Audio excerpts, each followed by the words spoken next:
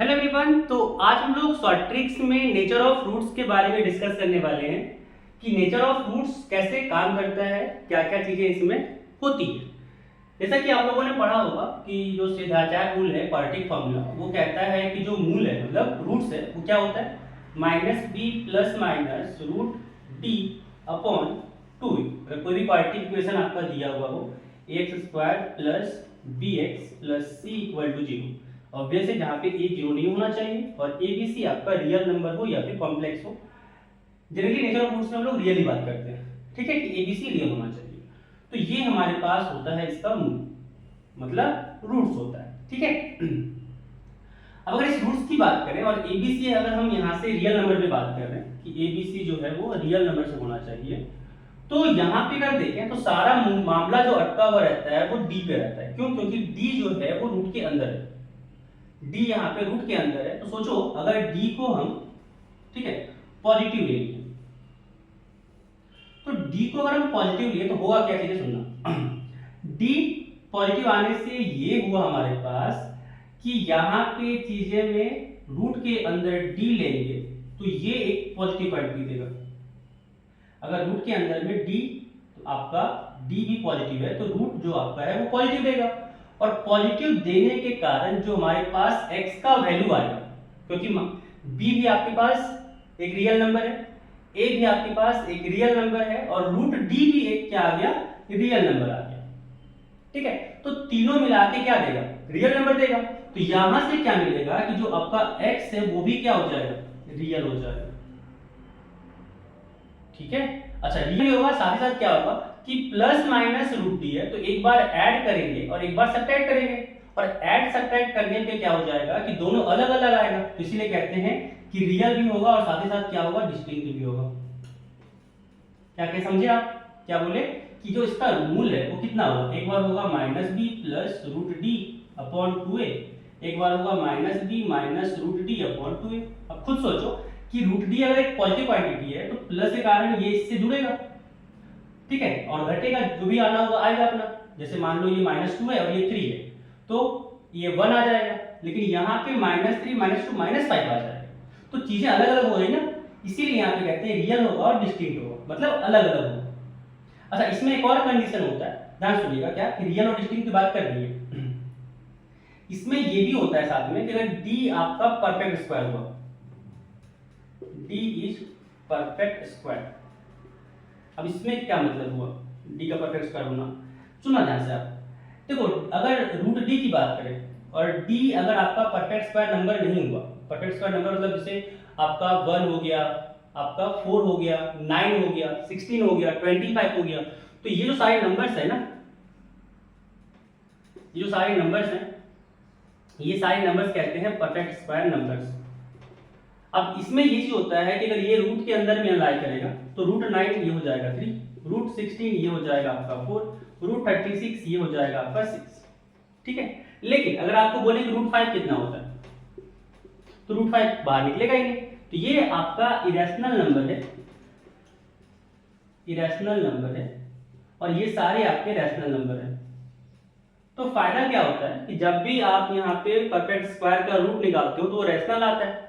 तो यहाँ पे ये चीज कहना चाह रहे हैं कि अगर आपके पास रूट डी जो है वो 0 से बड़ा है, ठीक है, और डी अगर आपके पास परफेक्ट स्क्वायर हुआ तो जो आपके पास मूल आने वाला है minus B plus minus root D upon two A. अब क्योंकि रूट डी भी एक रैशनल नंबर है, बी भी एक रैशनल है अगर ले लें और ए भी एक रैशनल ले लें, तो यहाँ पे जो रूट आने वाला है वो रैशनल आ जाएगा।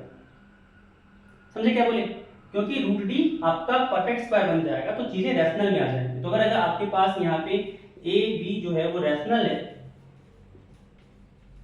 ठीक है, तो जो यहाँ पे रूट डी आएगा वो भी आपका रैशनली आ जाएगा। तो ये चीज यहाँ पे कहना चाह कि यहाँ पे जो रूट है वो क्या आ जाएगा, रैशनल नंबर। यहाँ पे रैशनल हो सकता है, ठीक है, यहाँ पे रैशनल हो सकता है क्योंकि रूट डी 0 से बड़ा है, मतलब रूट 3 भी ले सकते हैं, रूट 7 भी ले सकते हैं, बट यहाँ के केस में बात करा जाए तो रैशनल आ जाएगा, ठीक है। चलिए आगे बात करते हैं। तीसरा चीज क्या है इसमें,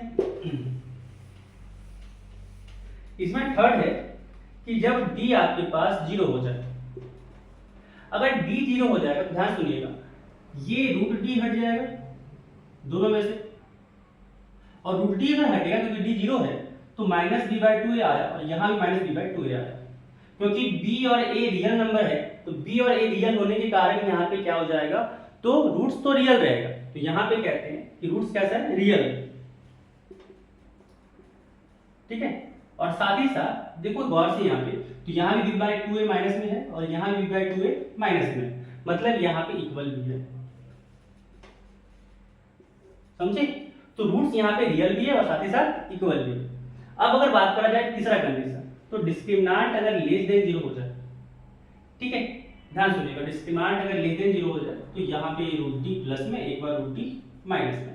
अच्छा ध्यान सुनिएगा, ऐसा है चीजें कि अगर डी लेस देन 0 हो जाए तो रूट के अंदर क्या आ जाएगा, -3, और रूट के अंदर -3 हम लोग कॉम्प्लेक्स नंबर में पढ़ चुके हैं कि ये तो इमेजिनरी होता है, ठीक है, ये इमेजिनरी होता है, तो इसीलिए यहाँ पे कहते हैं कि जो x है वो कैसा होगा, नो रियल रूट्स कह सकते हो या फिर इमेजिनरी रूट्स कह सकते हो, इमेजिनरी रूट्स।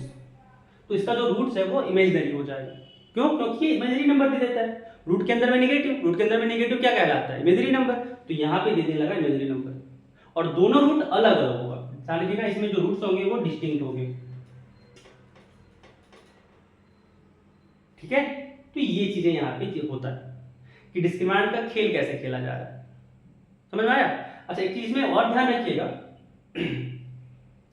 कि जब भी आपके पास इमेजिनरी रूट में आए, इमेजिनरी रूट बोला जाए या फिर सेड रूट, मतलब रूट के अंदर में जो रूट्स आते हैं जैसे 2 + √3, अगर किसी इक्वेशन का रूट है तो उसी इक्वेशन का ये भी एक रूट होगा, कि हमेशा जब भी रूट a + √b टाइप का अगर आए, ठीक है, रूट भी बाहर ना निकल पा रहा हो, रूट के अंदर ही रह जा रहा हो, तो इसका दूसरा रूट हमेशा a - √b होगा, मतलब ये हमेशा कॉन्जुगेट पेयर में आता है, सर्ड रूट हमेशा कॉन्जुगेट पेयर में आता है, ठीक है। वैसे ही कहा जाता है कि जो आपके पास इमेजिनरी रूट्स है वो भी हमेशा कॉन्जुगेट पेयर में आता है, अगर मान लो a + i√b आपका एक रूट है तो दूसरा रूट इसका होगा a - i√b, ठीक है, तो ये चीज आपको ध्यान में रखना है। चलो अब बात करते हैं एक दो क्वेश्चन करके, एक दो इस पे क्वेश्चन कर लेते हैं।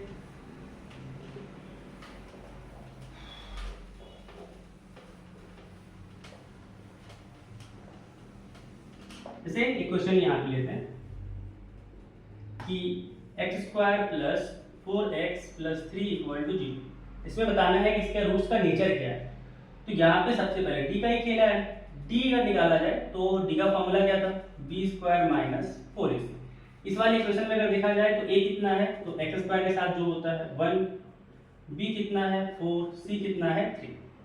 d अगर निकालें हम तो क्या हो जाएगा, b² - 4ac, b का स्क्वायर मतलब 4 का square minus 4 into ac, a यहाँ पे 1, c यहाँ पे 3, तो कितना हो गया, 4 का स्क्वायर हो गया 16 माइनस 4 इंटू 3 हो गया 12, तो यहाँ पे आ गया 4।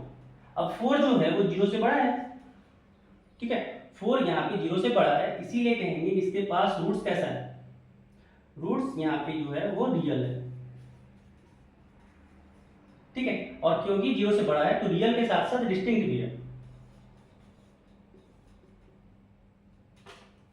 ठीक है, रूट्स आपके पास रियल भी है साथ साथ डिस्टिंक्ट भी है। चलो एक और बात करते हैं उसमें कि अगर x² + x + 1 = 0 लेना है, ठीक है, यहाँ पे अगर देखें तो a कितना है 1, b कितना 1, c कितना 1, अगर यहाँ पे d निकालना चाहें तो क्या हो जाएगा, b² - 4ac, b² मतलब 1 का स्क्वायर माइनस 4 इंटू a की जगह पे 1 और c की जगह भी 1, ठीक है, कितना आ गया, यहाँ से आ गया 1 माइनस 4 इंटू 1 4 हो जाएगा और यहाँ पे आ जाएगा -3, और -3 होता है 0 से छोटा, तो -3 अगर 0 से छोटा है तो यहाँ से कह सकते हैं कि रूट्स जो होंगे इमेजिनरी होगा, ठीक है। तो ऐसी चीजों को यहाँ पे किया जाता है। आई होप आपको समझ में आया होगा कि नेचर ऑफ रूट्स है क्या एंड इस पे कैसे हम लोग काम करते हैं, ठीक है।